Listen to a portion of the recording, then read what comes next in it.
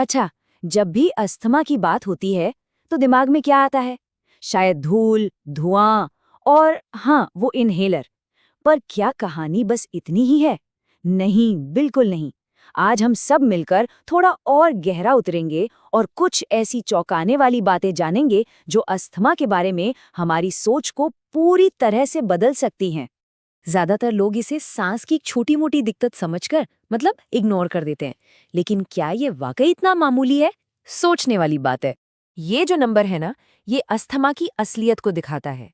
पूरी दुनिया में हर साल लगभग 4.5 लाख मौतें अस्थमा की वजह से होती हैं। तो जाहिर है ये कोई मामूली बात तो बिल्कुल नहीं है। तो फिर अस्थमा है क्या आखिर? देखिए, ये सिर्फ सांस फूलना नहीं है, ये एक क्रॉनिक इन्फ्लेमेटरी बीमारी है। मतलब इसमें शरीर का अपना ही इम्यून सिस्टम जैसे कुछ नाराज सैनिक हों, गलती से फेफड़ों के एयरवेज पर हमला कर देता है और इसी वजह से वहां सूजन और जकड़न होती है। तो चलिए अब शुरू करते हैं अपनी पड़ताल। उन छिपे हुए कारणों की तह तक जाते हैं जो आज की दुनिया में अस्थमा को इतना बढ़ा रहे हैं। हम सब धूल, पॉलन, प्रदूषण, इन सब वजहों को तो जानते ही हैं, पर जो बात असल में चौंकाने वाली है वो ये है कि असली गुनहगार तो अक्सर हमारी नजरों के सामने होते ही नहीं, वो छिपे हुए हैं।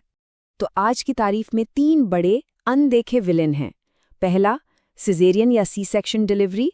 दूसरा, एंटीबायोटिक्स का बहुत ज्यादा इस्तेमाल। और तीसरा, माइक्रोप्लास्टिक्स।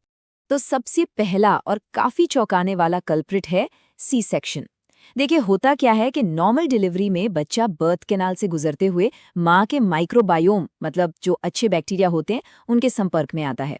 ये उसके इम्यून सिस्टम के लिए एक तरह की पहली ट्रेनिंग होती है।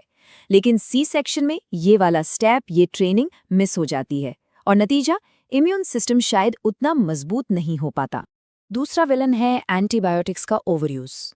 जब बच्चों को खास तौर पर बार बार बिना जरूरत के एंटीबायोटिक्स दी जाती हैं तो उनके पेट का माइक्रोबायोम मतलब अच्छे बैक्टीरिया का जो पूरा इकोसिस्टम है वो गड़बड़ा जाता है और इसका सीधा असर इम्यून सिस्टम पर पड़ता है जो इसे हाइपर सेंसिटिव बना सकता है।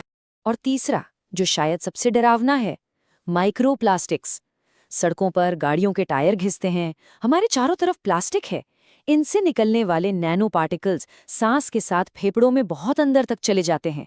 ये अदृश्य हमलावर वहां सूजन और परमानेंट डैमेज कर रहे हैं। तो जब ये छिपे हुए दुश्मन पता चल गए तो सवाल उठता है कि मेडिकल साइंस के पास इनसे लड़ने के लिए क्या-क्या हथियार हैं। चलिए देखते हैं।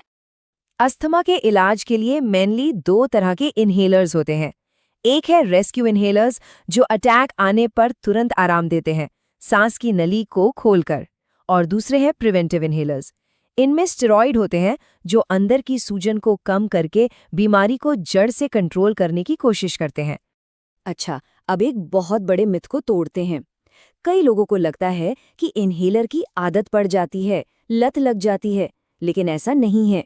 सच तो ये है कि अस्थमा एक क्रॉनिक यानी लंबी चलने वाली बीमारी है, तो दवा भी लंबे समय तक लेनी पड़ती है।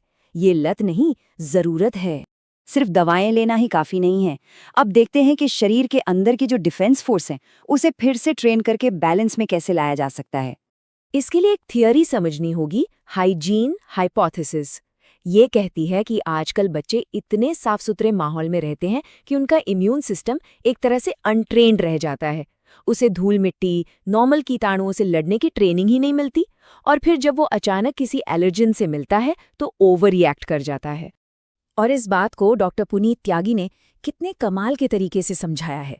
वो कहते हैं कि इम्यून सिस्टम या तो बुद्ध की तरह शांत रह सकता है या फिर हाइपर सेंसिटिव होकर शरीर के अंदर ही तबाही मचा सकता है। तो इस डिफेंस सिस्टम को बैलेंस करने के लिए कुछ कदम उठाए जा सकते हैं, जैसे प्राणायाम जैसी ब्रीदिंग एक्सरसाइज करना, अपने पर्सनल ट्रिगर्स को पहचानना कि धूल से दिक्कत है या ठंड से या नींद की कमी से। वजन को कंट्रोल में रखना बहुत जरूरी है और घर में कालीन, सीलन जैसी चीजों से बचना चाहिए। और अब आते हैं इस पूरी चर्चा के सबसे जरूरी हिस्से पर, जो है व्यक्तिगत जिम्मेदारी। ये सवाल अक्सर उठता है। कुछ लोग फार्मा कंपनियों की साजिश की भी बात करते हैं, लेकिन असल मुद्दा इससे कई ज्यादा गहरा और पर्सनल है।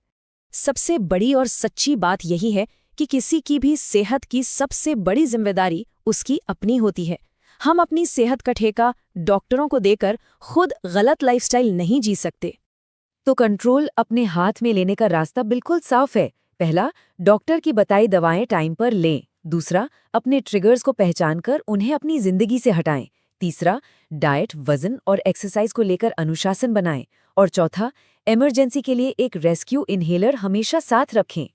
और आखिर में डॉक्टर त्यागी की इस गहरी और खूबसूरत बात के साथ इस चर्चा को समाप्त करते हैं। ये पंक्तियां हमें याद दिलाती हैं कि जिंदगी में असली जीत खुद पर काबू पाकर ही मिलती है।